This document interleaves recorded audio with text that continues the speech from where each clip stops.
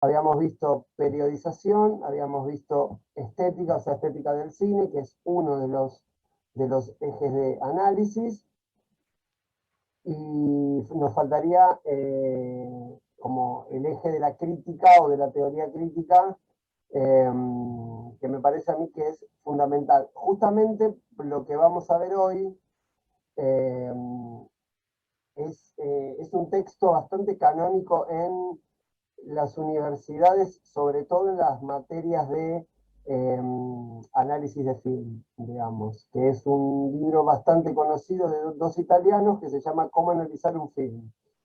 Hago unas aclaraciones previas porque si no queda medio descontextualizado, como nosotros no seguimos un programa sistemático, en principio porque yo no soy sistemático y porque las implicancias de la institución, que es un curso en un centro cultural, me exime a mí de hacer un programa más pesado con respecto a eso, porque es un poco divertido o bastante como más para estudiar, digamos.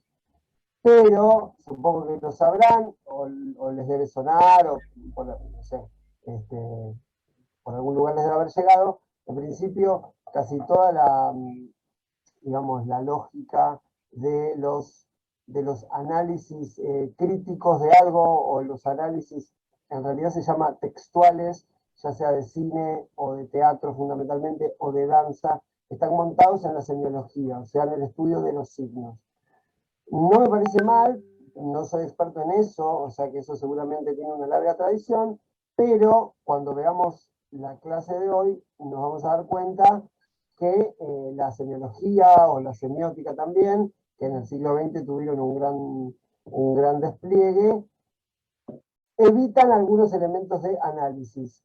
Por ejemplo, para mí, que por ahí tengo algún tipo de fuerte intención política, digamos, en el análisis, evita la dimensión histórica, por ejemplo, de los signos o de la lectura de los signos eh, del objeto que sea. Hola Héctor, ¿cómo les va? ¿Cómo va? Entonces, nada, se van a dar cuenta. Igual yo hago esta salvedad. Para mí, esta estructura que ellos dan de análisis, que estos dos autores dan de análisis, para mí es eh, muy precisa, pero hago la salvedad que cuando sigamos trabajando, por ahí está bueno que el análisis sea, como se dice ahora, multidisciplinario, no porque las disciplinas sean otras, sino porque las formas de análisis, en el análisis intervengan otros elementos. Es como les comentaba el otro día, uno puede hacer una lectura de Almodóvar, no sé, semiótica, no sé cómo son los signos de la puesta en escena, o cómo son los personajes con los que trabaja, o las psicologías, o los cruces, o la puesta en escena, puede hacer todo eso, pero si no introduce una dimensión histórica de en qué momento económico, social, político Almodóvar filma, hay algo de ese objeto que queda incompleto. ¿Se entiende esto? Digo, si uno no hace una lectura de que Almodóvar es producto del post-franquismo, no entiende nada. Eh, Esto se los digo en relación porque mi novio, que estudia una carrera que tiene que ver con eso, el profesor les pone una película de Almodóvar y desconocía si era en el franquismo o post-franquismo. Listo, es no entender nada, digamos, porque si alguien puede creer que en un régimen dictatorial como el de Franco podía coexistir Almodóvar, es que ya no entiende nada de nada. O sea, es como el extravío total, digamos. Entonces, bueno, claro, siempre hay que aclararlo porque si no puede ser complicado. Bueno, esperamos un cachito más. Justo hoy que les dije que se conecte, no se conectan. Bueno, no importa. Este, Porque por ahí yo a veces justamente arranco un poco tarde porque la computadora la están usando y entonces tengo que esperar que termine, y si la persona que la está usando no termina, bueno, se me complica entrar.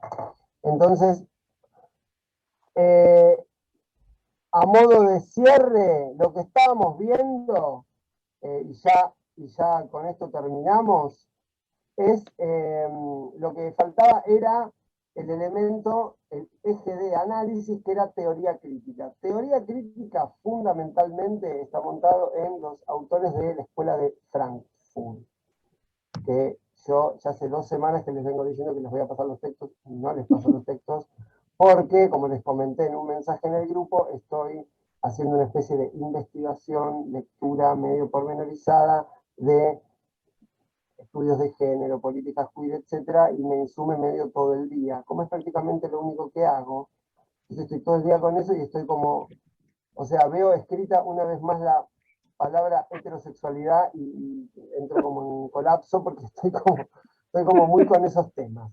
Así que, o sea, Foucault, Judith Butler, Preciado, Monique Wittig, bueno, todos esos autores. Entonces por ahí me desconecto de, digamos, del cine o de la estética y eso, pero ya voy a volver. De igual manera, sepan que los textos se los voy a mandar, o los que lo tengan en el grupo lo pueden reenviar, que es básicamente Jameson sobre posmodernidad, Benjamin, la obra de arte en la época de la reproductibilidad técnica. Creo que el de Rancière lo había mandado en un momento, que es El espectador emancipado. Y me está faltando uno que no me acuerdo ahora cuál era. Pero con esos 3 primeros que les dije ya está, porque fundamentalmente Benjamin, Jameson, Rancière no, pero bueno, digamos, ese no, ok, listo, lo mando entonces. Porque dale, genial. Para que los vean, lo que me parece interesante es que entre Benjamin, que escribe más o menos 1940, y Jameson, que escribe 1980, lo que pasó en el medio, que fue la guerra y todo eso, Jameson hace como una lectura similar con respecto al cine de la posmodernidad, fundamentalmente al cine, pero hace como un comentario sobre la producción artística en el tardocapitalismo, o sea, en el tercer momento del capitalismo, cosa que Benjamin desconoce porque es más del momento, digamos, imperial, o sea, el segundo momento, ya no es el industrial, sino que es el imperial. Y Jameson ya está en los años 80, ahí del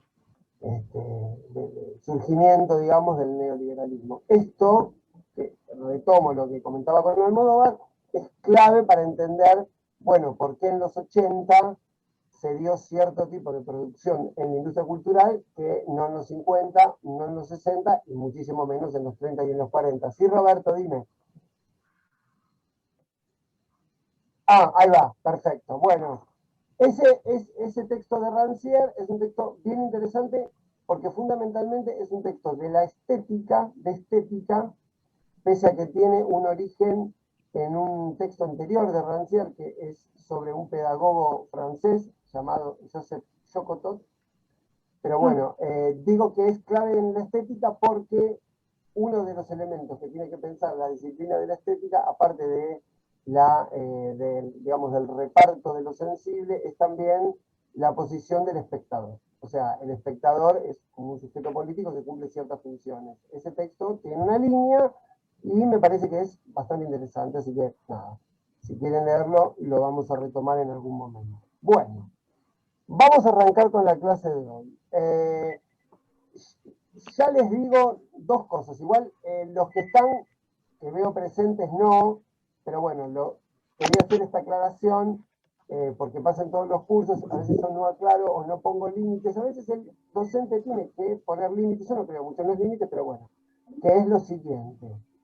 Yo para este tema, se van a dar cuenta, tengo algunos ejemplos, digamos, más o menos traten de silenciarse, porque yo creo que no me dieron el hospeador a mí, así que bueno, no los puedo silenciar.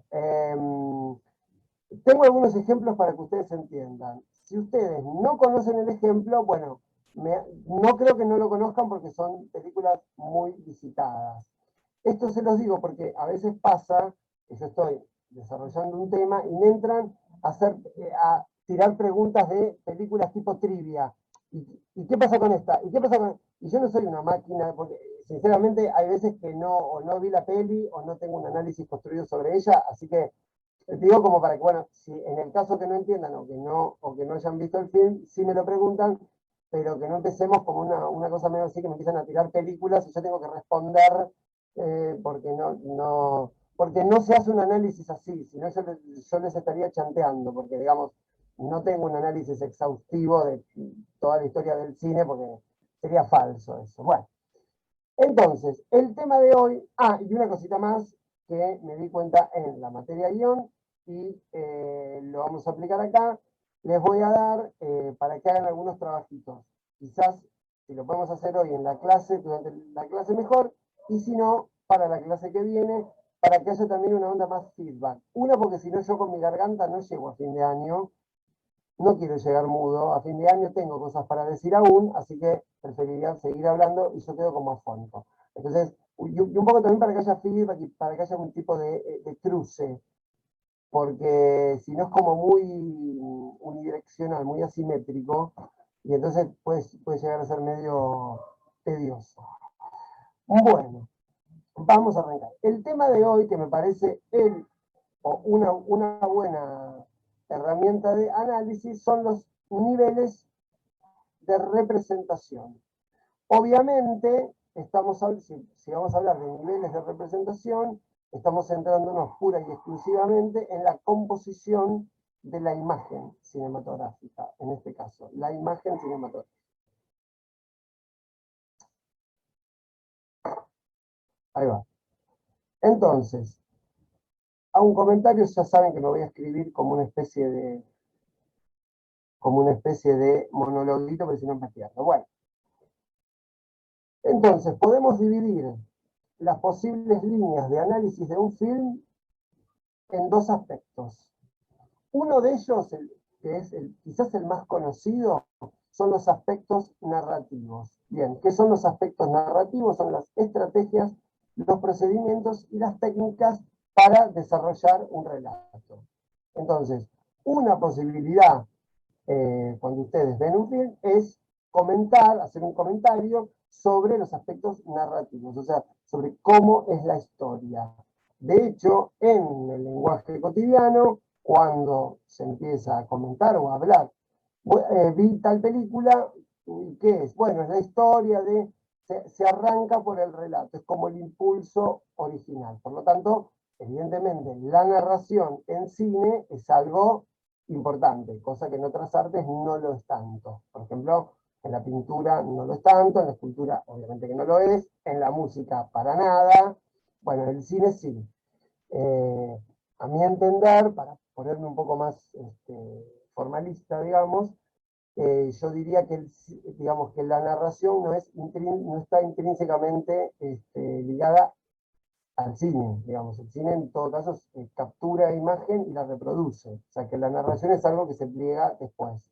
Como ya habíamos visto en el trimestre pasado, el cine deviene en la narración no solamente porque es un negocio, que de hecho lo es, sino porque es un arte referencial. O sea, esto vamos a verlo ahora. Es un arte que referencia una realidad preexistente. Entonces, cuando aparecen signos que puede armar cierto sistema, signos que arman cierto sistema extendidos en el tiempo, es lo que nosotros conocemos como narración.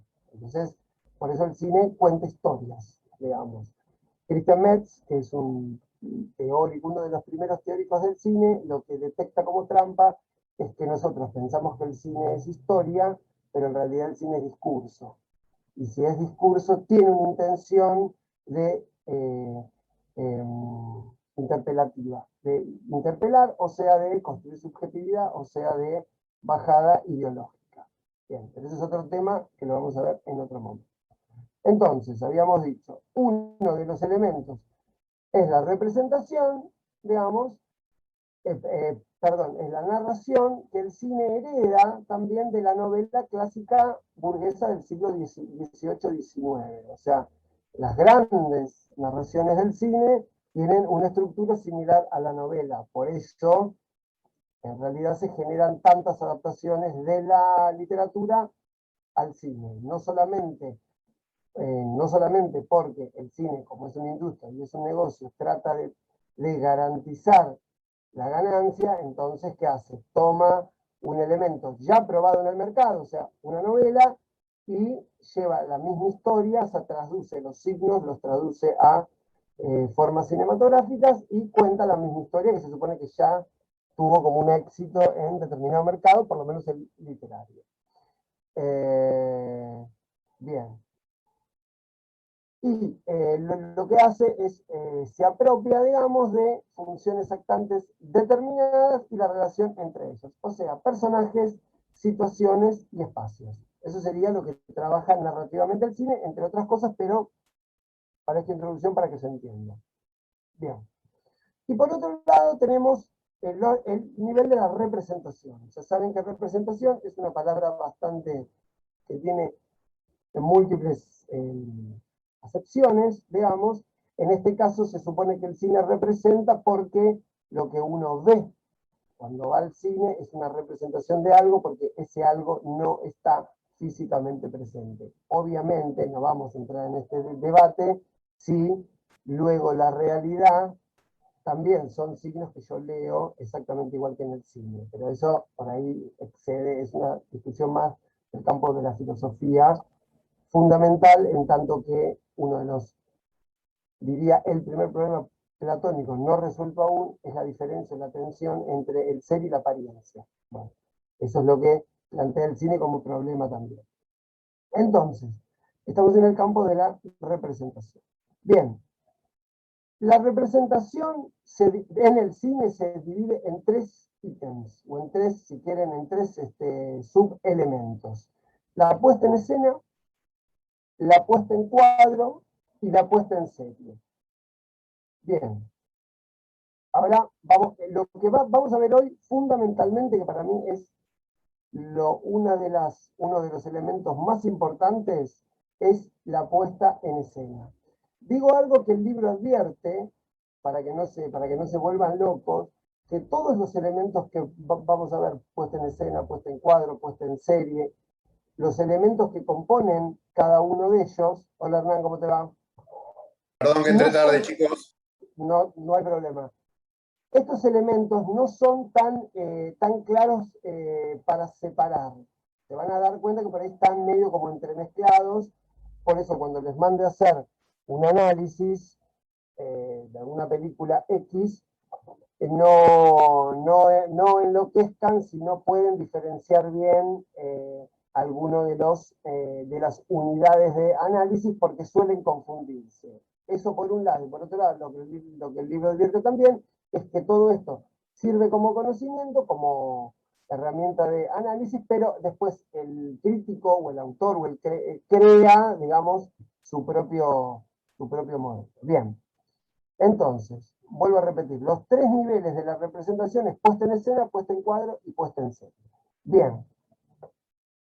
¿Qué es la representación? Que esto ya lo dijimos, yo lo anoté como una definición medio canónica que nos puede servir. Bien, en nuestro análisis de la imagen ya conformada, podríamos plantearnos en principio si opera, porque habría como dos políticas en pugna con respecto a la representación en cine. Si opera con la reconstrucción meticulosa del mundo o bien una construcción personal de un mundo en sí mismo, siendo este mundo situado a cierta distancia del referente.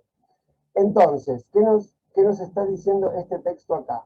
Si hay una reconstrucción minuciosa del mundo, estaríamos más cerca de lo que sería, por ejemplo, el cine moderno, porque el cine moderno lo que trata de hacer es de capturar, digamos, la nueva, entre comillas, realidad del mundo. Entonces trata de intervenir con los dispositivos lo menos posible. El ejemplo que les pongo siempre es Alemania año cero o el neorrealismo italiano. Si ustedes ven, hay una intervención de todos los recursos cinematográficos están como en el grado cero, porque lo que importa es revelar, digamos, esta nueva realidad del mundo que ha quedado devastado después de la Segunda Guerra Mundial. Pero fíjense cómo estamos hablando de la representación y se mete la dimensión histórica. Y también se mete que la periodización del cine moderno, ¿Por qué? Y porque el cine clásico de Hollywood es cine de estudio. Al decir de Serge Danet es escenografía sin escena. Digamos. Ese texto también, La Rampa Bis, lo vamos a ver, que es un texto para mí increíble. Luego lo vamos a ver. Esperen que me escribió Felisa. Ok. Bueno, que me halaga como siempre. Bueno, en fin. Sigo un poquito más. Y después tenemos la construcción personal de un mundo en sí mismo. Por ejemplo, Wes Anderson. Nadie podría decir que Wes Anderson hace un cine que trata de representar a la realidad, porque tiene un nivel de construcción, esa imagen que claramente es como si yo les dijera, es autoconsciente de sí misma. Es una imagen que es autoconsciente de que es una imagen, lo cual es algo bastante interesante como para pensar, digamos, ¿no? Wes Anderson claramente entra dentro, fíjense cómo vuelve lo de la periodización, entra dentro de lo que se llama cine posmoderno, contemporáneo, manierista, neobarroco. Todas esas calificaciones le caben a Wes Anderson. Es un manierista porque trabaja con la simetría, yo les diría, de ciertos autores, por ejemplo Kubrick. O sea que trabaja a la manera de... Pero claro, entre Wes Anderson y Kubrick hay 20 años, digamos, de diferencia. Es posmoderno porque tiene una lógica de reponer como signo periodos históricos. O sea, la historia entra como elemento de la sociedad de consumo postindustrial o cultura posmoderna. O sea que solo por eso ya sería un director posmoderno. Y es contemporáneo, en principio también porque, porque filma ahora y porque yo les diría que trata que no discute, creo, que no discute con ningún canon. Entonces, una producción artística que no discute con ningún canon, claramente está dentro del ámbito de lo contemporáneo. ¿Por qué? Porque clásico no es, porque ya no hay formas clásicas mesuradas, digamos, y moderno tampoco, porque no es un arte, entre comillas, revulsivo, inasimilable. O sea, el arte moderno y el cine moderno se definen por lo inasimilable para la cultura hegemónica. Para que lo entiendan bien, las vanguardias históricas, o sea, las vanguardias de principios del siglo XX. Futurismo, dadaísmo, surrealismo, ultraísmo, bueno, todas esas vanguardias nacen en el impulso de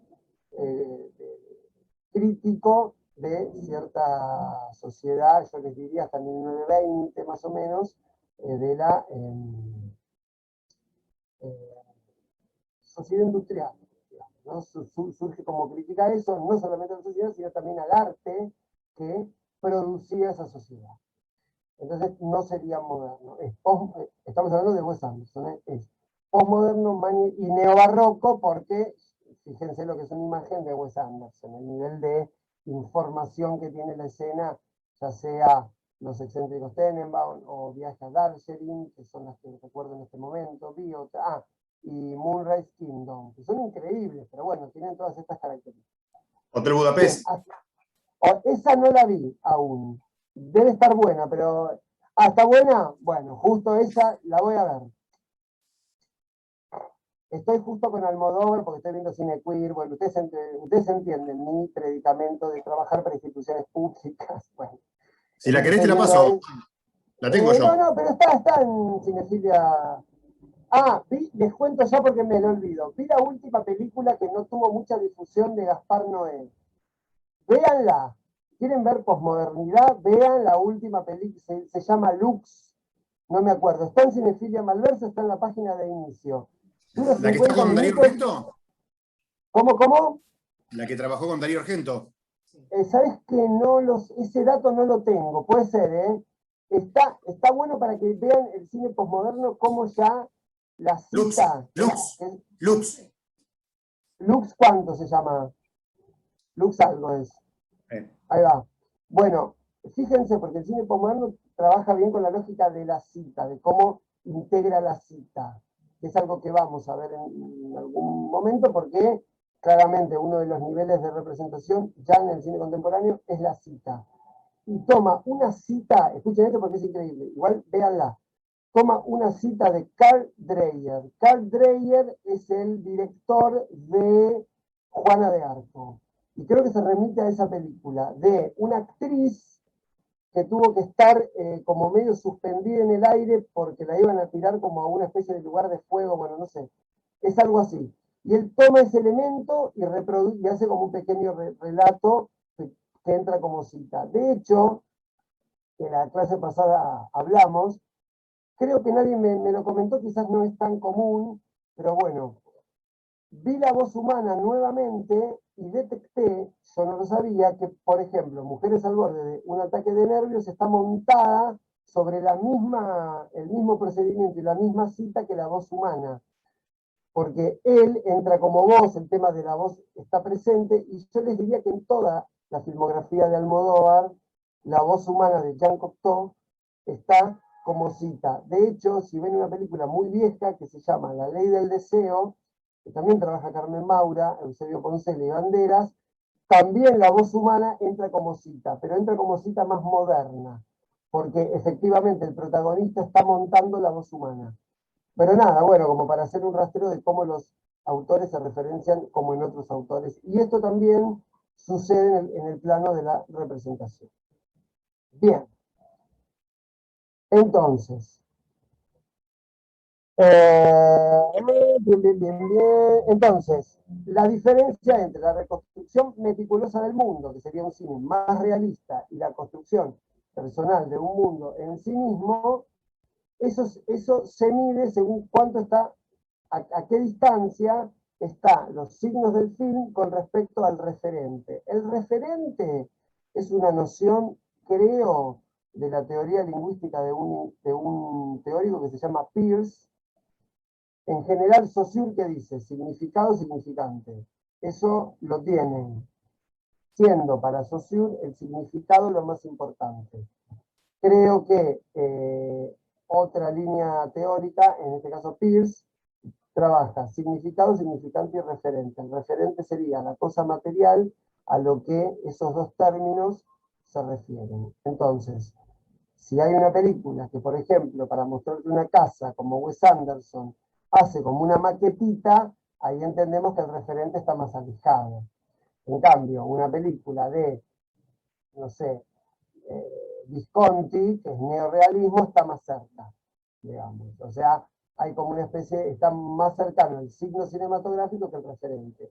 Estas cosas nos sirven como para ver con qué estilística trabaja un director. Por ejemplo, Tim Burton, que trabaja el género más de la fábula, bueno, filmen un bosque, ustedes vayan con el iPhone, filmen un bosque y después vean cómo reproduce un bosque Tim Burton. Y son bosques los dos. El referente es el que filmaron ustedes, pero el que hace Tim Burton está como hiper estetizado, digamos, ¿no? Eso sería la diferencia entre el significante, o sea, el signo que yo veo en la película y su distancia con el referente. ¿Hasta acá alguna pregunta? Más o menos. ¿No? Perfecto, bueno. Entonces, continuamos un poquito más.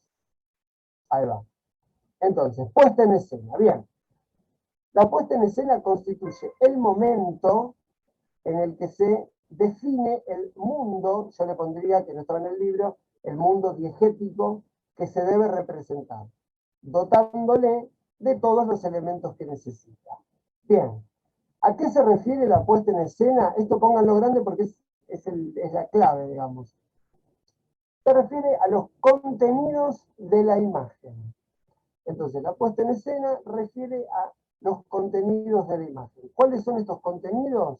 Bien, yo anoté algunos. Objetos, personas, paisajes, gestos, palabras, situaciones, psicología. Psicología, obviamente, de los personajes. Estos son los elementos que dan consistencia y espesor al mundo representado en la pantalla. Bien, hasta acá, ¿alguna preguntita? Sí, Juan, ¿cómo es la palabra que dijiste recién? ¿Cuál? Dijiste, puesta en escena es cuando se define los contenidos de... Los contenidos de la imagen. En el teatro pasa exactamente lo mismo. En el teatro, digamos, habría un elemento más. Para mí en el cine también, porque si ustedes ven otro gran director que no hemos nombrado mucho, se ve que no es muy querido en el grupo, pero lo podemos introducir porque es realmente un genio, es Michel Gondry.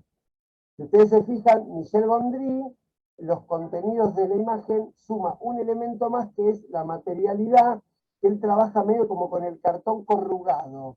Si vuelven a ver sus películas, digamos, tiene como ese elemento más, funciona como contenido de la imagen, ¿no? O sea, la materialidad. En el caso de él es cartón corrugado, otro pueden usar otra, digamos, pero bueno, es uno de los contenidos. Un elemento que no está acá, que se me ocurre ahora, que siempre está bueno, es, por ejemplo, que también tiene que ver con la puesta en escena, por supuesto, por ejemplo, el color que tiene la imagen. Cuando una imagen tiene un color predominante. Por ejemplo, lo que se denominó, medio para hacer un chiste, supongo yo, Sí, no, Michel Gondry, como dice Hernán, vean sus videos musicales, particularmente los de Chemical Brothers, pero son de otro planeta, o sea, directamente. Los de White Stripes, ¿te acordás? El White Stripes, el de las tum, tum, tum, y tiene otro que se mete como un pie en una televisión. Bueno, es increíble. Esperen, porque se me va la idea. Puesta en escena, contenidos, podría ser la coloratura de la imagen. Por ejemplo, lo que se denominó la época azul de Spielberg. Que yo en este momento recuerdo Inteligencia Artificial y Minority Report, que para mí es una película increíble, tienen una predominancia. Lux, ahora se las digo o les paso el link de Cinefilia Malversa porque está ahí primera que ninguna. Así la ven porque es... yo creo que si hay alguno que tiene algún problema de epilepsia, que no la vea. Porque vieron que Gaspar Noé tiene como un efectito así medio estraboscópico. Bueno, todo el final de la película es así. Y bueno, es muy estresante. O sea, yo les diría que si tienen algún problema neurológico pueden prescindir de ella porque es medio exasperante. Es más exasperante que Clímax, que ya es exasperante. Bueno, entonces, la coloratura podría ser un elemento más que se analiza en la puesta en escena. En este momento, no recuerdo exactamente el nombre, pero creo que hay una película de Kieslowski, creo que del Decálogo, que está toda hecha en sepia, digamos, porque esa coloratura remite, o por ejemplo, una que sin dudas, Stalker la zona. Stalker la zona, al comienzo tiene toda una coloratura sepia, también lo que remite a ciertas cosas. Bueno, bien. Entonces, yo traje dos ejemplos para que ustedes entiendan cómo se puede, cuando uno ve un film, rápidamente hace una lectura. Por ejemplo, de Twin Peaks, el fuego que de un genio, David Lynch es realmente un genio desde todo punto de vista, y creo que El fuego camina conmigo, nada, es una película, es como, no sé, la Capilla Sixtina. Bueno, puse, ¿cuáles son los contenidos de la imagen en Twin Peaks? Yo noté un par. Por ejemplo, elementos y espacios de la naturaleza, bosques, lagos, montañas, en contraste o sea, estos elementos, bosques, lagos, montañas, o sea, un mundo más, si quieren, entre comillas, más rural, más pueblerino, en contraste con espacios metafísicos neoclásicos. ¿Qué pusiste, Hernán, ahí? ¿Un video de Gondry? El tráiler de la película que me pidió Amira. Ok, perfecto. Vortex, Entonces, Aymira, algo así se sí. llama. Espera. Amira se llama Lux, Amira. Lux a Eterna. Ahí está, Lux a Eterno. Ahí va. Muchas gracias. Entonces, fíjense cómo en Twin Peaks, en este caso en particular, uno tiene que detectar que el director está trabajando por alguna intencionalidad con todos espacios no urbanos, por ejemplo. Bueno, eso es un dato del contenido de la puesta en escena. Trabaja, sigo, ¿no? Con Twin Peaks, con personajes como con tópicos, como con figuras tópicas. Hija, madre, padre, policías, agentes, estudiantes que sería como todo el mundillo medio de lo que sería la sociedad americana promedio, en contraposición con personajes fantásticos, que son Bob, el enano, la abuela y su nieto, la mujer del tronco, y el agente Cooper como mediador entre los dos mundos. ¿Vieron todos Twin Peaks, El fuego camina conmigo? ¿O estoy hablando de una película que no vieron? ¿Vieron esa película? Bueno, si no la vieron es una La vieja, maravilla. la Sí, la vieja. del 92. Sí, sí, sí, sí. Sí, sí, sí, que es como una precuela de la serie, digamos. Bien. Un elemento más, particularmente Lynch, que claramente Lynch para mí es un director es tan personal que es muy difícil, pues, digamos, ubicarlo en una categoría, porque por un lado podría ser leído como un director de la posmodernidad, un manierista, y por otro lado podría ser para mí un director tan fuertemente autoral que caería dentro del campo de lo moderno, justamente porque tiene una fuerte agresión a las formas. De hecho, ahora no tanto, pero en cierto momento David Lynch era el director medio hasta referente de no se entiende nada, sus películas no se entiende nada. Cuando ustedes ven un golpe al sentido vía la ofensa de las formas, pues sea ahí un director modernista. ¿Se entiende esto? Digamos, lo moderno o el modernismo o el altomodernismo, como quieran llamarlo, un poco se define por su violencia a ir al límite, digamos, de tender al límite de las formas de cierto sistema cultural eh, epocal, digamos. Entonces, seguimos un poquito más. Bien, bien. Entonces tenemos a la gente Cooper, bien. Después, hay situaciones convencionales, o sea, chico ama a chica, pero chica tiene novio, ¿no? Como un triángulo amoroso que puede pasar en cualquier melodrama vulgar, digamos, está deformada por el típico procedimiento lynchiano de extrañamiento. Se saben eso, ¿no? Lynch tiene como un procedimiento un poco dicho por él de extrañamiento. El extrañamiento lynchiano pasa en la cruza de un elemento psicológico con un elemento que parece que cae por fuera del campo de la psicología. Por ejemplo, cruzar un agente del FBI, que sería un hombre de la razón y de la cultura y del Estado, como un agente del Estado, y una mujer que sostiene un tronco, camina con un tronco. Y esos dos elementos coexisten en la misma diégesis. Ese es el extrañamiento lynchiano, por un lado. Y por otro lado, si no vieron Lynch, vuélvanlo a ver, fíjense el tiempo entre pregunta y respuesta. Si nosotros pensamos que pregunta y respuesta es la unidad mínima en el que se arma un sistema simbólico, alguien pregunta, alguien responde y ahí se va armando, el extrañamiento del Lynch es que entre pregunta y respuesta hay un tiempo que parece excesivo para lo que se está hablando o para lo que se está tratando. Eso genera una situación de extrañamiento. De hecho, a nosotros nos pasa medio, no les digo que seguido, pero nos pasa si vamos a un almacén y el almacenero tarda 3 segundos en respondernos cada cosa. Imagínense que alguien tardara 3 segundos en responder cada cosa. Se generaría una situación extraña. Bueno, eso mismo trabaja Lynch. Bien. Otro ejemplo de una película que quizás no vieron, está en Cinefilia, véanla, es un cortito, que es La voz humana de Almodóvar. Como justo la vi, dije, bueno, ¿qué pasa en La voz humana? ¿Qué se ve? ¿Cuáles son los contenidos de la imagen? Bueno, fundamentalmente un espacio teatral, escenografías, maquetas artificiales en contraste con la densidad y la perturbación psíquica de la protagonista. Se ven las armas, se ve el hacha, sus vestidos como signo para la pura expectación. Si ustedes ven La voz humana es una obra de teatro, entonces lo que hace Almodóvar es deliberadamente, dice, bueno, ¿qué sucede en un teatro? Pero como está haciendo una película, esas formas teatrales, o sea, esa escenografía entra como signo, digamos, entra como signo de sentido. Entonces, ¿qué pasa?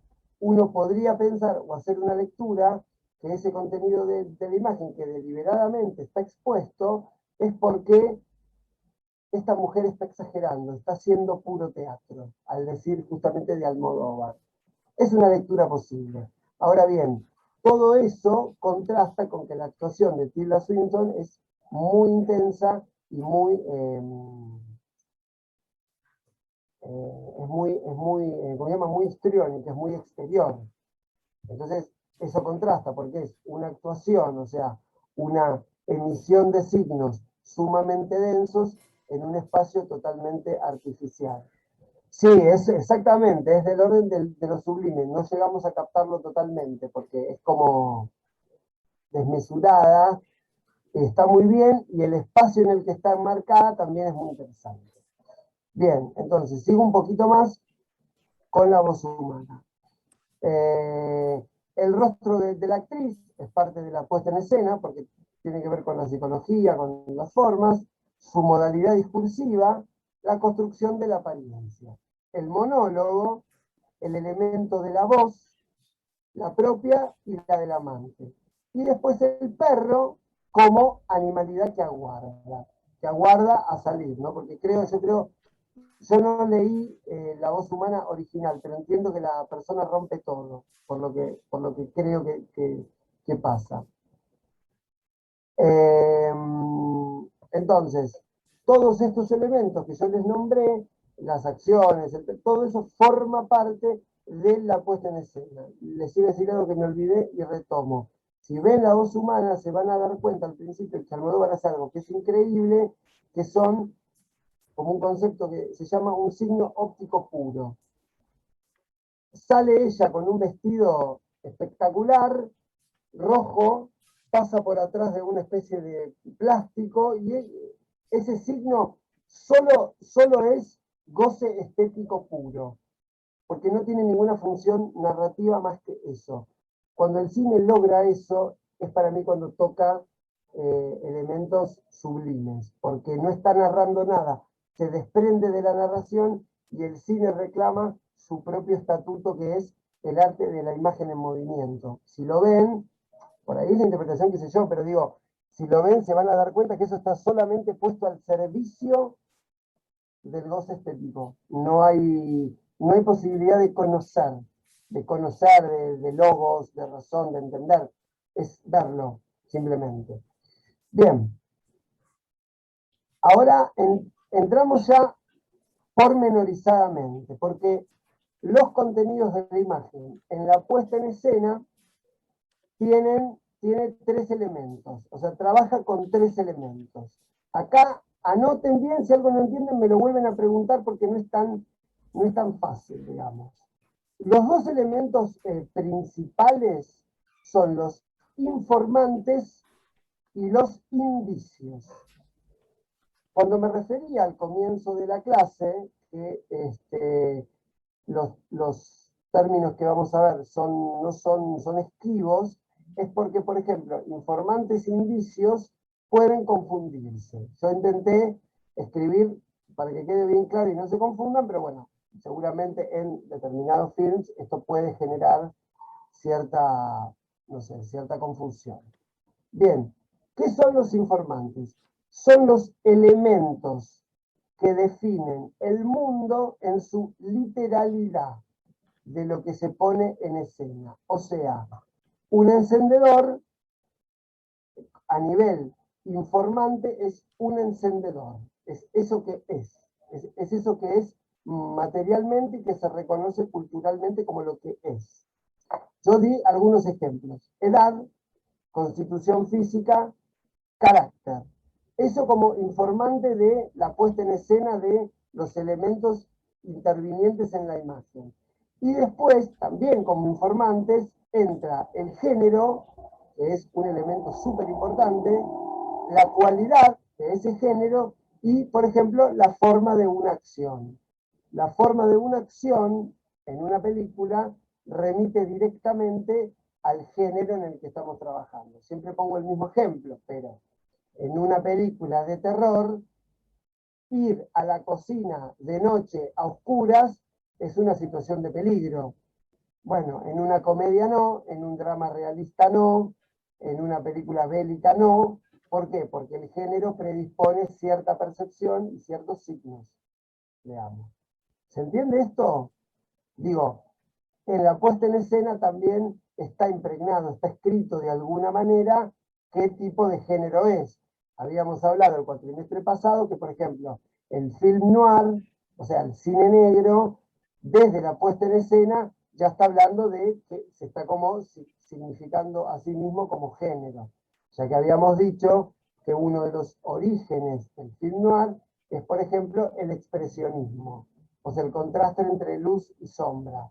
Pero eso no solamente funciona en el plano de la forma, sino que también funciona en el plano del contenido porque son seres oscuros, son seres de los márgenes para nosotros que somos occidentales citadinos, el centro está la luz y en la periferia está la oscuridad, los burdeles, la venta de drogas, o sea, lo más interesante, sexo caótico, venta de droga, digamos, la transgresión de la ley. Interesante para algunas personas, no para mí, ¿eh? No vayan a creer que estoy diciendo eso, no estoy diciendo eso. Bueno, entonces, sigamos un poquito más.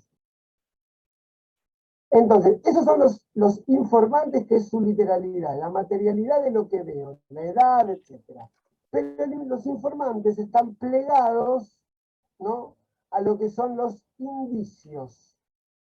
¿Qué son los indicios?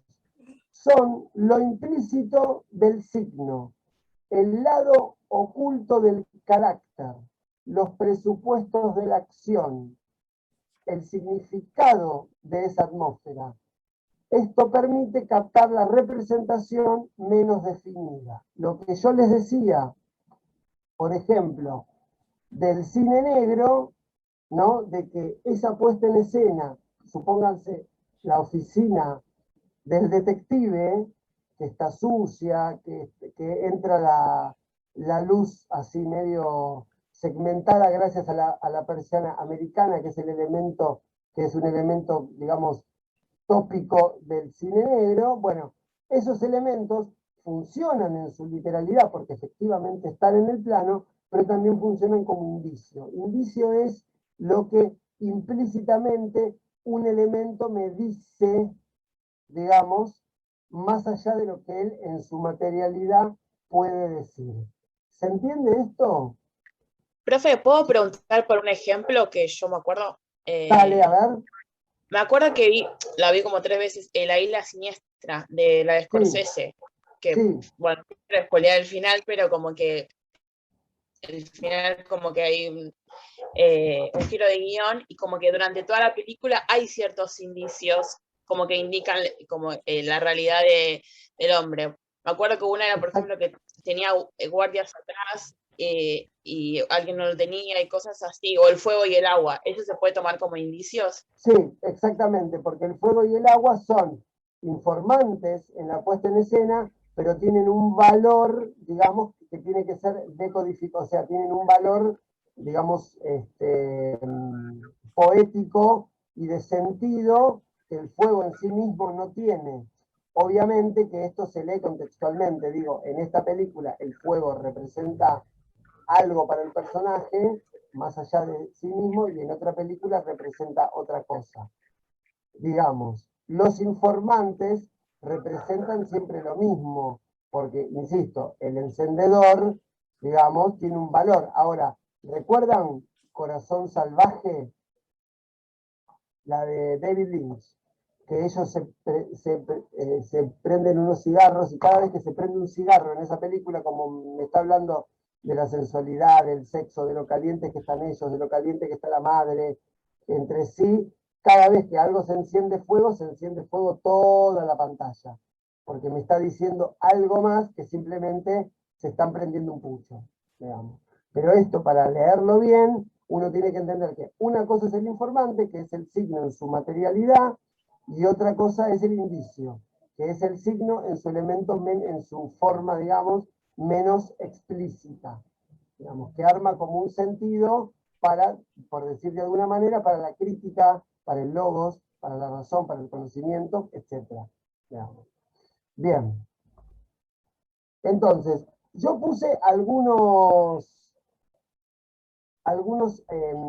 ejemplos de films para que más o menos quede claro, sobre todo el tema de los indicios, digamos. Porque el tema de los informantes, uno, bueno, ya lo conoce, digamos. Es como la puesta en escena, es que veo. Todos vieron la ventana indiscreta, ¿verdad? ¿Sí? Esperen que no veo. Ahí va. ¿Vieron todos? Sí. Perfecto. Bueno. ¿Qué anoté yo? Anoté como informantes indicios, pero leamos indicios. La cámara fotográfica, las instantáneas del comienzo, ¿qué nos informan? Nos informan la profesión de Jeff, ¿verdad? Nos informan que él, por ejemplo, tuvo un accidente. Sin embargo, tanto en la cámara, en las fotos del comienzo y en su, por ejemplo, él está en silla de rueda. Eso es un informante que tiene que ver con el mundo. Sin embargo, esa silla de rueda, o sea, que lo pone a él en una situación de inmovilidad y de pasividad, me puede referir a lo que me parece que está hablando Hitchcock, o una de las posibles análisis que está hablando Hitchcock, de la posición del espectador, que es un sujeto que ve, que mira, que interpreta y que produce. Entonces, fíjense cómo ahí está el informante. Es la silla de rueda, pero el indicio es que esa silla de rueda más la cámara, que es un informante, también se puede leer los dos como indicio de la función del espectador en el cine. Y entonces ahí yo puedo leer que no todo lo que está en escena significa en su materialidad. O sea, siempre está en lugar de otra cosa. Porque como habíamos dicho, no me acuerdo si en esta clase o en otra, en el cine todo, más o menos, opera como metáfora de algo, ya sea en el campo de lo simbólico o en el campo de lo alegórico. ¿Se entiende? Que no son lo mismo, ya habíamos dicho que no era lo mismo.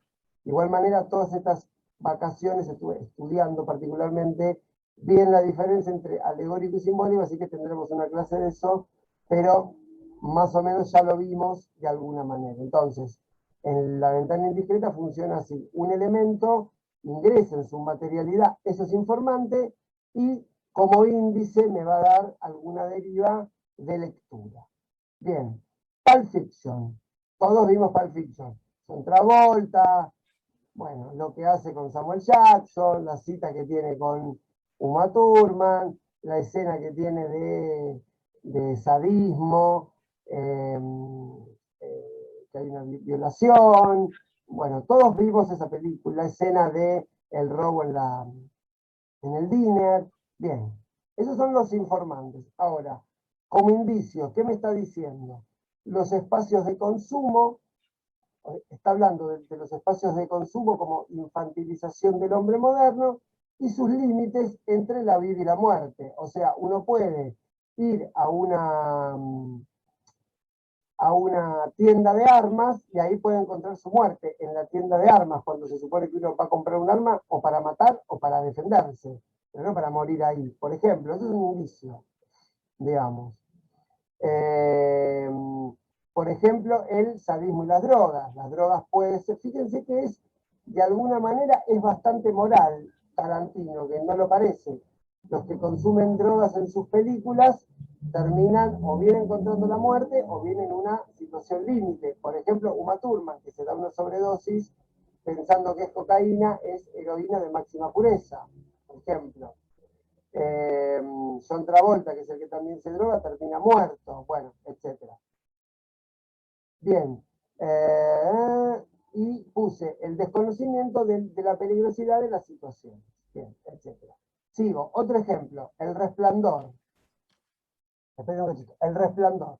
Bueno, como informantes, ¿qué tenemos? El hotel, el trabajo de Jack, la particularidad del hijo, la pasividad de la mujer, los integrantes, digamos, el espacio, ya sea de los corredores, las apariciones y el laberinto. Bien, ahora, cómo podemos llevar esos informantes a indicios. Bien. Entonces yo puse el hotel vacío y el laberinto como dos espacios de extravío psíquico. Jack ocupando la posición de escritor americano.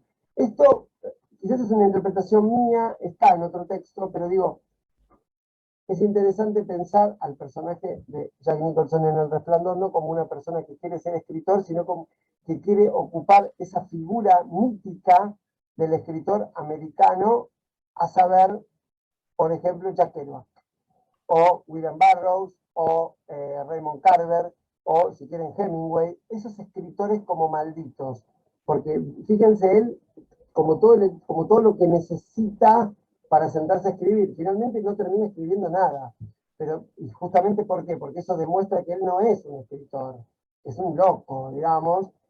Hay mucha gente que les pasa estas cosas, en el mundo del teatro se ve muy bien, gente que hace teatro porque alguien les recomendó, el psicólogo generalmente les recomendó que tienen que hacer teatro porque son muy extrovertidos.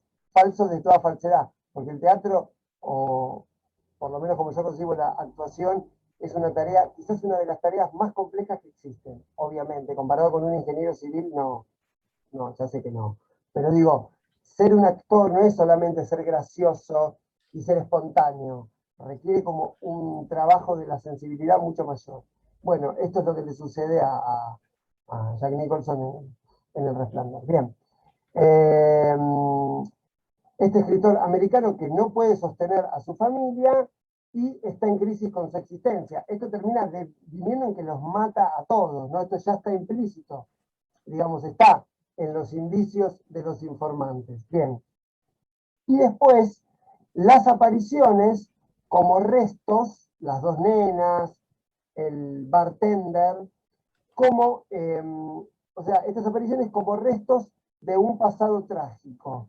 Y fíjense que acá tenemos, los informantes son efectivamente estas dos niñas muertas, asesinadas por su padre, pero, y acá sí tomo esta explicación o esta posible hipótesis de Fredric Jameson, que no está en el texto que le mandé, está en otro, de que El Resplandor, de alguna manera, y acá estamos en el nivel del indicio, pero también de la teoría crítica, porque es una interpretación, en realidad, ¿de qué está poseído Jack Nicholson?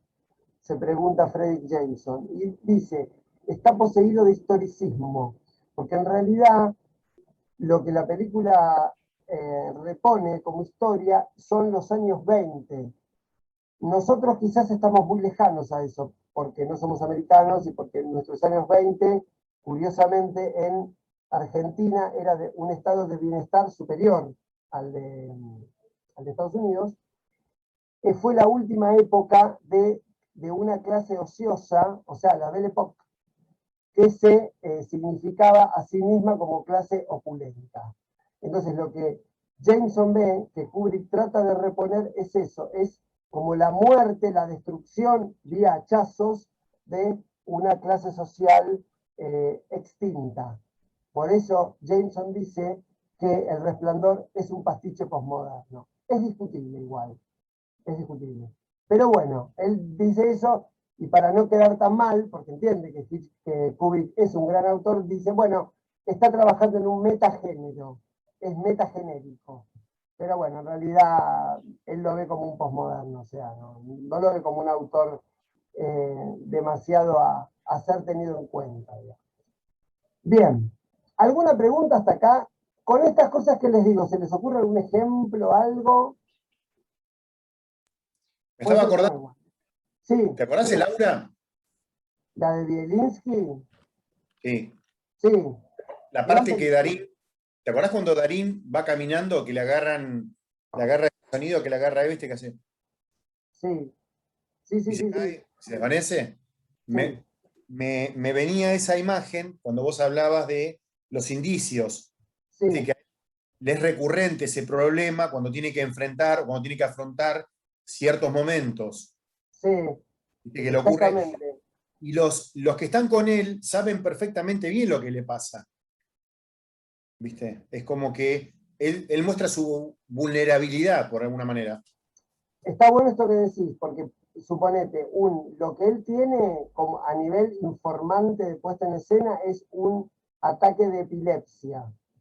Pero justamente en ese momento que parece que más desconectado está, justamente cuanto más claridad tiene. Eso es el indicio, digamos. Cuando parece que más conectado con la realidad está y puede detectar de forma, entre comillas, mucho más inteligente que el resto, digamos. O sea, como que esa particularidad, digamos, se lee de una manera que está escrita en la información de la literalidad, pero uno puede concluir un indicio que es lo que me parece a mí más interesante. Imagínense que las películas fueran su literalidad.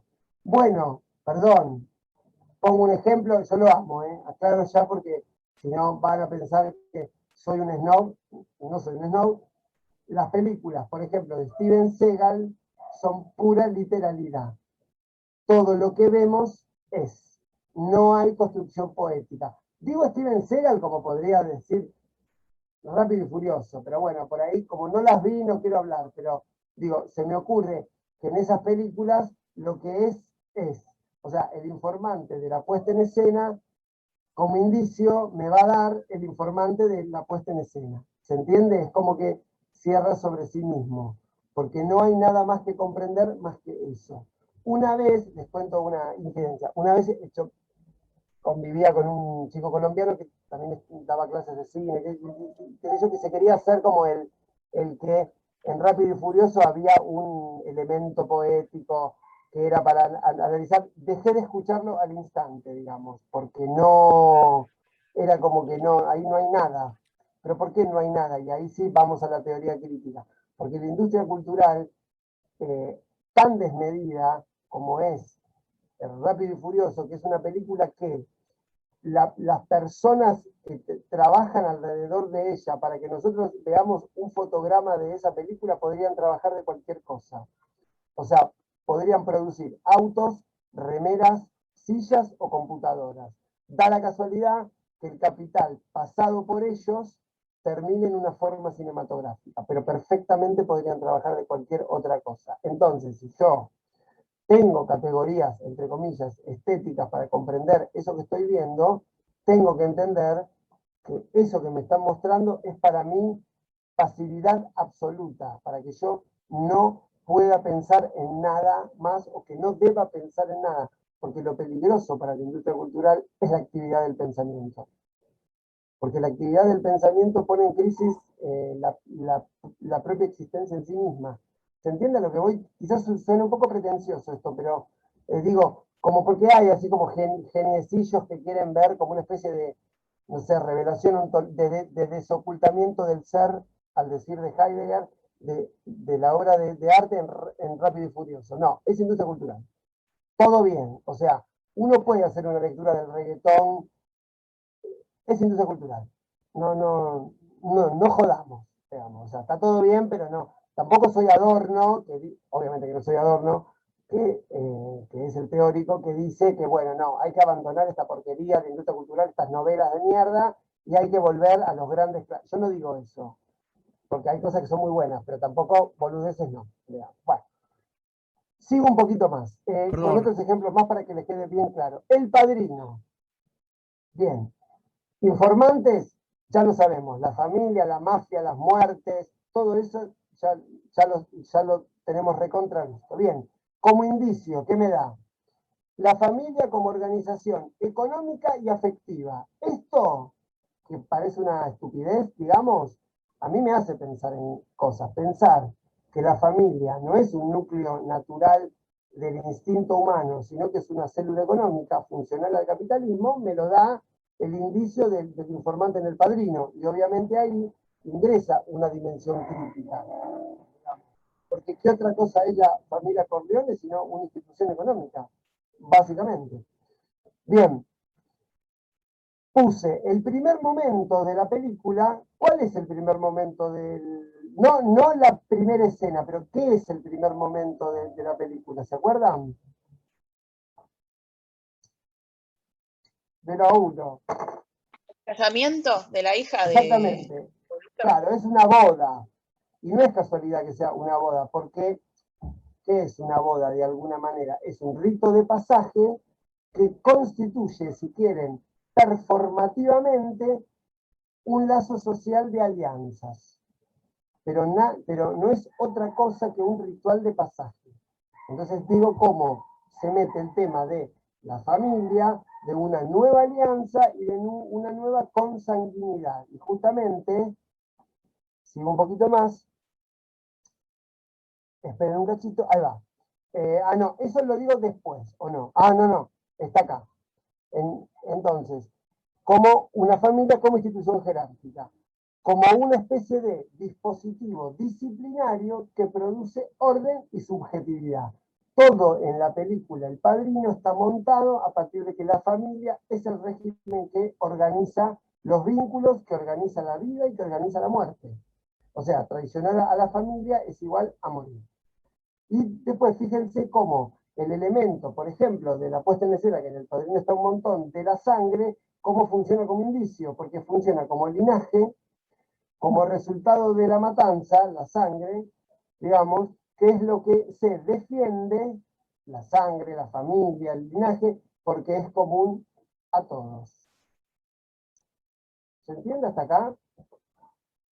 Una celebración, claro, bueno, sí. Entonces, fíjense cómo estos podemos buscar otros, pero fíjense cómo estos elementos me dan la pauta que lo que yo veo en una película que parece o que tiene que parecer contingente y azaroso es totalmente necesario, porque si no, no estaría. ¿Se entiende? Digo, uno con buena fe o con el elemento de análisis que encuentre, tiene que entender que los signos que están en la puesta en escena, en su literalidad, siempre están hablando de otra cosa. Entre el informante y el indicio, entre uno y otro, lo que hay en el medio es mi pericia como crítico. Yo soy el que une y le da sentido a eso que estoy viendo. Porque si no, lo único que veo son informaciones de la puesta en escena. Ves si el personaje es más joven, es más viejo, si vive en un lugar más lindo, más feo. Digamos, no es que eso no importa. Por supuesto que importa porque es lo que yo veo, es lo que percibo. Está como en un plano, si quieren, del campo de la estética. Pero también, para que eso sea completo, para que se complete el símbolo ahí, yo necesito elementos críticos para ver por qué, por ejemplo, la sangre tiene tanto valor en El Padrino, la escenografía tiene tanto valor en la voz humana. Yo puedo pensar que la voz humana, toda esa teatralidad tiene que ver con una decisión puramente estética del director, o que me está diciendo, ojo que esta mujer sufre, pero su sufrimiento es artificial, es teatral, es tan teatral como toda esta escenografía, es tan teatral como el texto del Cocteau, que es un texto teatral. ¿Se entiende más o menos por dónde va? Bien. Bueno, sigamos un poquito más. Entonces, informantes e indicios serían como los primeros elementos que surgen. Y hay un tercer elemento, el cuarto y el quinto no se los voy a dar por ahora porque son más particulares, porque yo quiero que hagan un trabajo para la clase que viene con estos elementos, con estos tres, sobre todo con puesta en escena. ¿Por qué puesta en cuadro y puesta en serie no se los pido ahora, se los voy a pedir después? Puesta en cuadro ya implica elementos de la técnica, porque tiene que ver con la modalidad. Por ejemplo, tiene que ver con con qué tipo de lente filma el director, qué tipo de movimiento hace la cámara, qué tipo de recorte, o sea, tiene que ver con la modalidad puramente cinematográfica, que es un poquito más extenso. Y puesta en serie tiene que ver con el montaje, es poner en serie estas imágenes.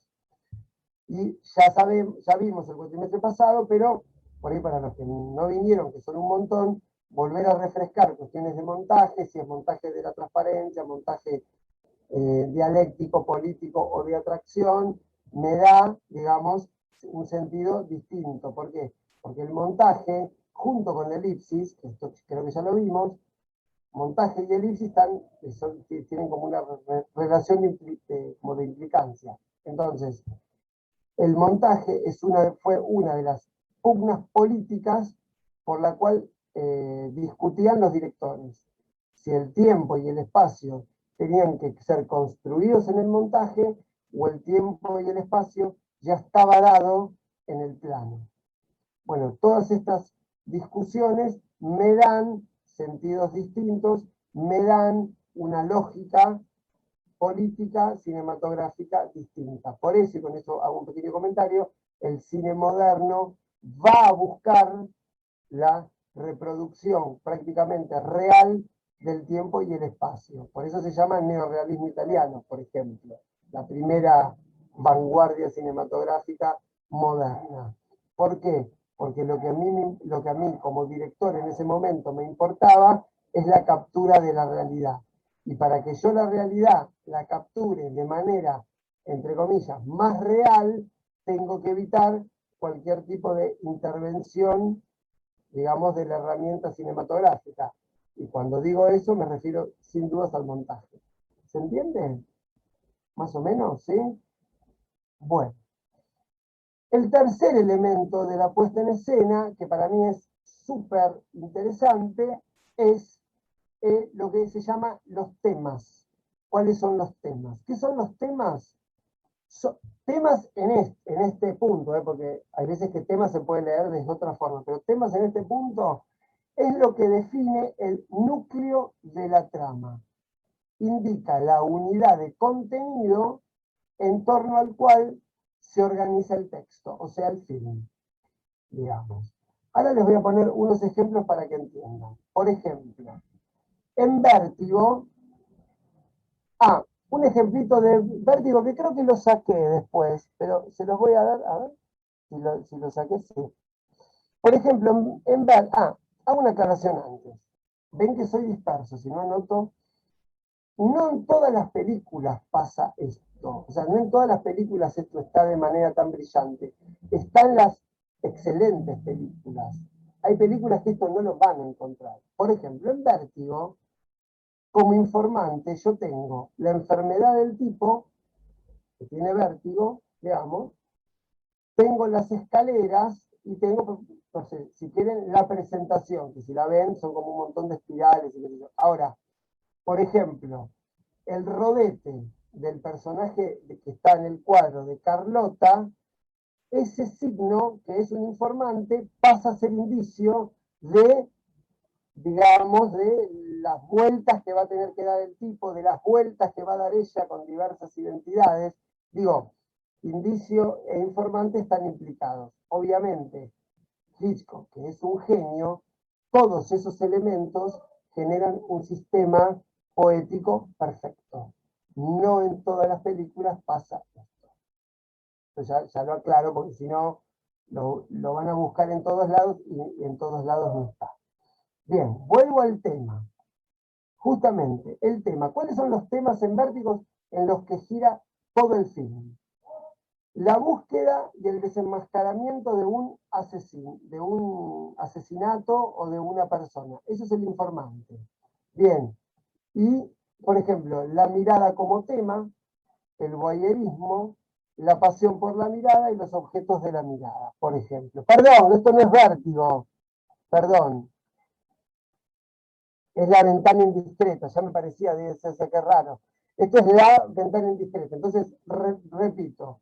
La búsqueda y el desenmascaramiento del asesino, la mirada como tema, el voyerismo, la pasión por la mirada y los objetos de la mirada. Esos son todos los temas que aparecen en la película que nuclean el relato. Esos son los temas.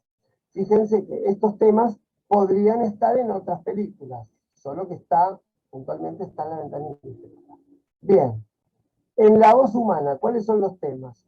Una mujer devastada por el abandono de su amante, la artificialidad de la puesta en escena, el dolor que expresa, la máscara, digamos, y cómo expresa el discurso. Esos son los indicios. Fíjense que los temas están atravesados por los informantes y por los indicios. Si yo les digo, La mujer devastada por el abandono de su amante. ¿Ustedes me dirían que es un tema particular de la película? No, es un tema casi arquetípico de cierto sistema simbólico-cultural. O sea, la tristeza por una ruptura amorosa es un tema, esperen, ahí está, es un tema digamos, arquetípico del sistema simbólico, por ejemplo, de Occidente. Una persona que se pone triste por que la deja el novio. Esto, por supuesto, no pasa en todas las culturas, obviamente, y no pasó en todas las épocas. Seguramente en el medioevo se resolvía de otra forma. Bien. ¿Alguna pregunta hasta acá? Porque como sin dar un ejemplo, por ahí se confundieron. Los temas son, como si yo les pudiera decir, la mínima expresión a la que pueden resumir, digamos, todas las acciones, todos los indicios, todos los informantes de la puesta en escena. Por ejemplo, que no lo puse acá, pero se me ocurre ahora y se los digo. Tim Burton siempre trabaja prácticamente con el mismo tema, que es digamos, el intento de inserción del marginal, de la persona marginada, en un grupo de pertenencia. Esa es como siempre como la lógica del excluido. El joven manos de tijera, Batman, Jack, el cadáver de la novia, siempre como una persona que está por fuera, que es como un emo, digamos, como un depre, que no logra conformar grupo de pertenencia. Entonces, bueno, ese sería como un tema que en todas sus películas opera de cierta forma. Por ejemplo, David Lynch, entre otras cosas, pero por ejemplo, uno de los temas que trabaja siempre es el reverso oculto, el reverso, si quieren, como esa especie de energía vital que siempre está operando en el sustrato de una superficie, digamos, americana, perfecta, productiva, blanca, no sé, capitalista. ¿Saben cómo se puede ver esto claramente? Vuelvan a ver el comienzo de Blue Velvet. En el comienzo de Blue Velvet pasa un bombero saludando, es un barrio, todo muy lindo, una persona tiene un infarto, cae, exactamente. Ahora voy sobre Wes Anderson, pero pará. En Blue Velvet ven eso y de pronto ven que la cámara sigue al tipo que tuvo el infarto y se mete en unos animales como unos escarabajos que se están comiendo entre sí. Esa escena sintetiza todo el cine o gran parte del cine de David Lynch, por ejemplo. Bueno, eso es un tema. Ornella dice, Wes Anderson, exacta, claro, bueno, es eso mismo, es el reverso de la industria de Hollywood, que hay como unas personas tramando, pero fíjense que son siempre unas tramas como metafísicas, digamos, que no son de este mundo. Bueno, Twin Peaks ni hablar, ¿no? También. Ornella dice Wes Anderson. Bueno, Wes Anderson, por ejemplo, ¿cuál es el tema? Pero siempre piensen en el tema, no en cómo filma. Pensemos en el tema. Y hago una aclaración más. Estamos hablando de temas de autor, que está contemplado en esto que yo les iba a dar, porque los temas de autor parecería que son siempre los mismos. Se llama claves y leitmotivs. Pero ahora olvídense de esto, lo vemos la clase que viene, si quieren. Bueno, Wes Anderson trabaja siempre el mismo tema. Niños que son adultos, adultos que se comportan como niños. Y esa temática monta todo su film, toda su filmografía, digamos. Almodóvar, para mí, digamos, tiene también un tema, igual va cambiando según etapas, pero él siempre se está preguntando qué es y qué puede un hombre, y qué es y qué puede una mujer, y si eso es posible. Por eso, toda la cultura queer y la cultura trans ingresa en su cine y él, de alguna manera, logra llevar estas preguntas, que son del campo más de los estudios de género o más académicos, logra llevarlo al cine, digamos, de gran industria a gran escala, lo cual solo por eso ya merece una no sé, un premio, digamos, una premiación. Bien, anoté, bueno, en El Resplandor también, porque di los mismos ejemplos para que puedan ver. ¿Cuál es el tema del Resplandor? Pese a que Kubrick quizás tiene temas personales, pero ¿cuál es el tema del Resplandor, el cual gira todo el entramado en la puesta en escena? El deseo, esperen un cachito que, como ya les digo siempre, ahí va. Bueno, el tema del Resplandor es un tema que ya está presente, por ejemplo, en el primer, o en uno de los primeros textos de Occidente, un poema épico que es la Odisea, y el tema del Resplandor es el descenso a la locura, a los infiernos, o sea, a lo inferior. La locura como zona baja de la razón.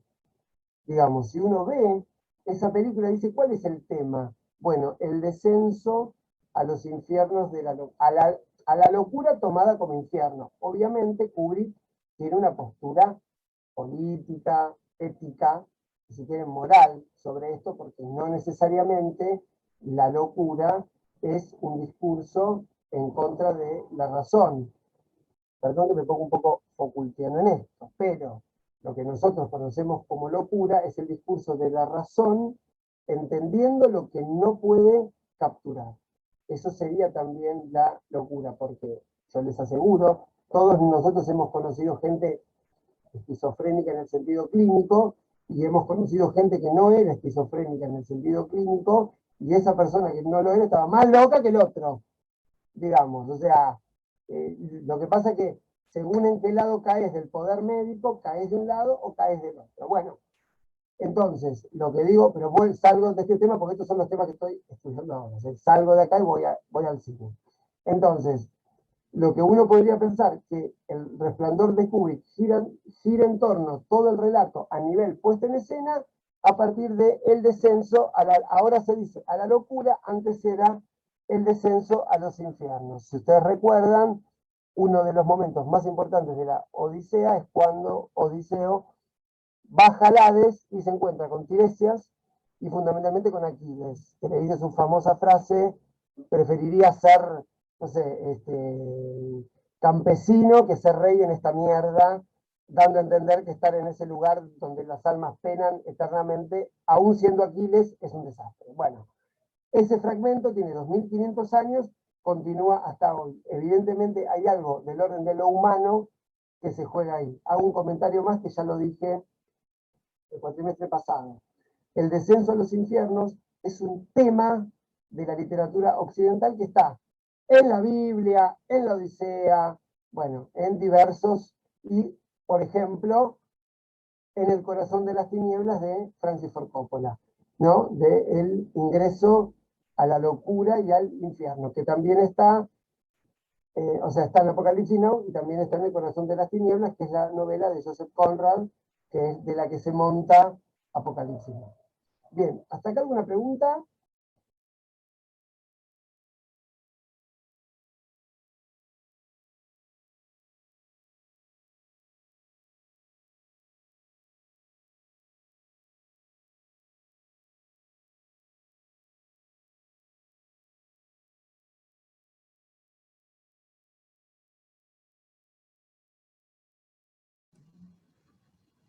¿Se Juan. congeló? ¿Se congeló para todos? Se congeló para todos. Y Juan está congelado. Sí, sí. Quedó. No, por eso preguntaba, porque por ahí era para mí nomás. Claro, No, quedó. no sé, ahí está. Quedó así, ¿viste?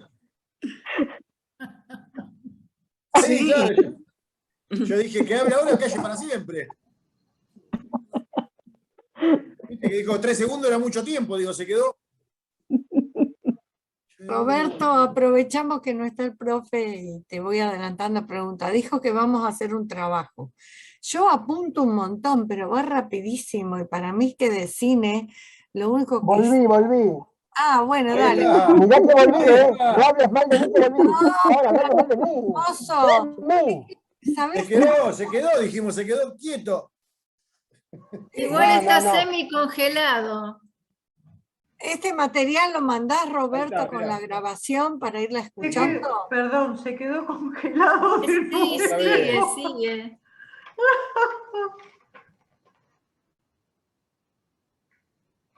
Dale. Porque anoto, pero me quedan un montón de cosas en el tintero. Sí, Y yo sí. amo el cine, me doy cuenta de lo que él dice, entiendo perfectamente, porque a veces te pasa con las anticipaciones que tienen informantes, indicios, todo el nombre técnico o específico, pero no llego a anotar todo. Me pasó en las en las 3 clases que estuve. Pero vos preguntá, ¿eh? Vos si tenés que preguntar, preguntá, mira, no te hagas problema. No, igual me da calor, prefiero, anoto No, las no, películas no. que ustedes dicen, no, me encanta. No, lo que pasa Como también, Es como que entiendo más lo que a mí me pasa frente a alguna película, claro, pero técnicamente no sé nada, soy una... no, aparte creo que hay otra cuestión también. Volví, no hablen mal de mí que volví. No, que Ay, varios bonito, para nada. compañeros han visto muchos films y los han analizado, que saben más que otros, ¿viste? Se cae de maduro eso. Entonces por ahí uno se queda en el aire porque, bueno, no vio la película o porque no la analizó así o por lo que... Claro. Profe, que nos Ahí vamos a está, reprobar en yo el pensé que se trabajo, había ¿eh? ido. ¿Cómo? Vamos a No, ¿cómo van a reprobar en el... reprobar? No. Uy. Mi amigo Yo siempre- Roberto es un Se quedó de genio, nuevo. ¿sabe ¿Cómo?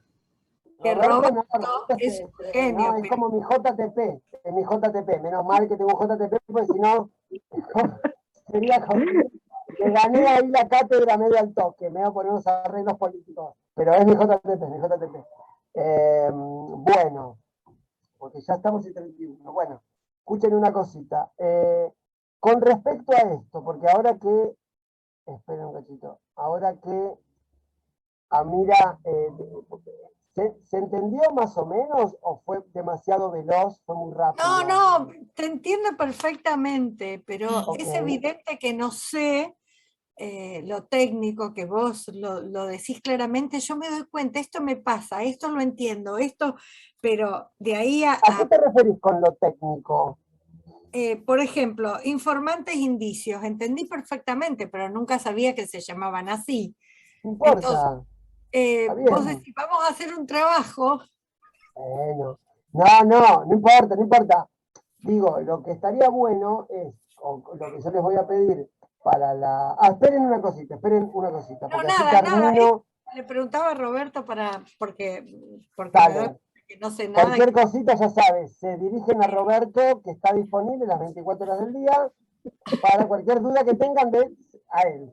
Yo, saben que trabajo, imagínense, soy empleado No, municipal, imagínense es lo muy que trabajo. generoso. No, yo porque No. éramos compañeros en la Facultad de Filosofía, me Ah, tomo el mirá. atrevimiento, es un capo, es muy buen compañero, muy solidario. Pero si Lo Roberto conozco, no es filósofo, es arquitecto, no estamos todos importa, locos. pero él sabe todas las funciones y decirle que te cuente todos los cursos que hizo después. Ah, bueno, perfecto. Bueno, no importa, digamos, son como aproximaciones, no hace falta que el trabajo sea como una monografía de una película, porque mi idea era que empecemos, o sea, que a partir de un tema empecemos a trabajar como para que pongamos un poquito en práctica y para que las clases no sean solamente yo hablando, porque puede ser medio tedioso en un punto. Esperen que les digo algo, termino, ahí va, El Padrino. Entonces iba a decir esto, el ascenso y la caída de un hombre a partir del mandato paterno, que obtura su despliegue personal. Como les dije antes, este mismo tema de la puesta en escena se puede encontrar, por ejemplo, en Hamlet, básicamente. Es como, o sea, es un monstruo narrativo montado básicamente en esa línea temática. Hago una aclaración para que no se confundan. No es que la película hable de eso, o sea, no es que la película, o sea, entonces ustedes me dicen, bueno, es una película que habla del amor, está todo bien. Yo lo que estoy hablando es el tema de la puesta en escena, o sea, cuáles son los núcleos temáticos en los que gira el relato, que gira el texto, digamos. O sea, si ustedes ven, por ejemplo, una película como Kill Bill, que justamente se llama Kill Bill, La Venganza, todas las líneas, como es una película perfecta, todas las líneas dramáticas, si no me creen, vuélvanla a ver, están montadas sobre la venganza, pero no solamente la de ella con Bill. Todos los personajes hacen lo que hacen por una especie de venganza previa, digamos, o de, no sé, ofensa previa y venganza. Entonces, toda la película, a nivel puesta en escena, se articula a partir de esa frase, que es, como dice, digamos, en esa película la tesis es: la venganza no sigue una línea recta, se enuncia. Hay veces que la tesis se enuncia y hay veces que no, en ese caso sí. Bien, ¿qué les voy a pedir entonces? Disculpa, Juan, ¿qué película Sí. era esta que dijiste recién? Kill Bill, Ok. la 1. La 2, porque ya que estamos, la 2 no es que saca el tema de la venganza, porque sigue estando como, digamos, procedimiento narrativo. Ella se va a vengar, es un camino, es un periplo. Pero la 2, ya los núcleos en los que gira es, por ejemplo, la identidad. Fíjense que ella recién expresa su nombre, sale de la tumba de una persona que tiene, Paula, no me acuerdo. ¿Y cómo es el monólogo final de él? ¿Qué le dice a ella? Vos te quisiste escapar de mi lado porque ibas a ser madre, vos querías ser madre, pero vos sos una reverenda asesina, hija de puta, y siempre vas a hacer eso. Ta, ta, ta, ta, ta, ta, ta, ta, ta. Como Superman, y ahí le cuenta Superman, que lo saca, Tarantino lo saca de Humberto Eco del libro Apocalípticos Integrados, que hay como una definición de lo que es Superman para la cultura de masa. Bueno, entonces, está hablando, o sea, el núcleo dramático no es la venganza, es la identidad. Y toda la película gira en torno a eso. Bien. Entonces, ¿qué les voy a pedir para la clase que viene? Que por favor tráiganlo. Y de hecho, vamos a hacer una cosa. Voy a ser un profesor tipo el profesor Keating de la Sociedad de los Poetas Muertos. Si bien no les voy a pedir que se paren arriba del coso, porque ya es muy, o sea, él les tenía que pedir eso para que la película se vea algo, porque si no es un embole.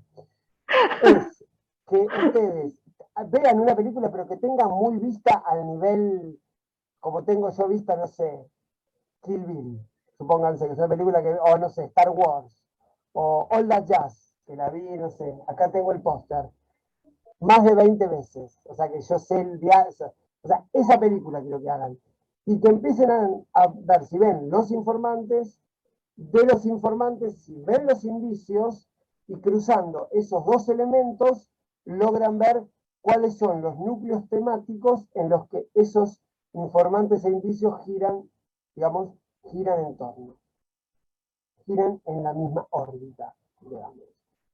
Por eso les digo, busquen no se compliquen, porque siempre que tiro estos trabajos uno dice, vi una película, no, con una película nueva no, porque lleva mucho tiempo hacer esto. O sea, cuando uno ve un análisis de, no sé, de Jameson o de Zizek sobre una película, la vieron por lo menos 10 veces, porque trabajan de eso, entonces la ven y la ven y la ven. Yo digo, uno ve una película al toque y no se da tanto cuenta, digamos, porque requiere muchas vistas, digamos. Justamente una de las cosas que está buenísimo ver, que por lo menos yo hago, es que si uno ve una película muchas veces, se da cuenta de lo, en general, se da cuenta de lo artificial que es todo, de lo grosero que es el cine a nivel narrativo. No en todas las películas, pero yo vi muchas veces, a mí una película que me encanta, voy a confesarlo, es una película argentina que se llama Martín H. La vi muchas veces, en diferentes estados, en diferentes... Bueno, la vi tantas veces que la veo y digo, che, esto es inverosímil. Nada cierra narrativamente. Pero como es una película tan clásica, tan hegemónica en un punto, me gusta mucho, aparte creo que es buena. Pero bueno, si la ven la primera vez les cierra todo, pero si la ven muchas veces es rara. Bueno, quiero que vean esa película.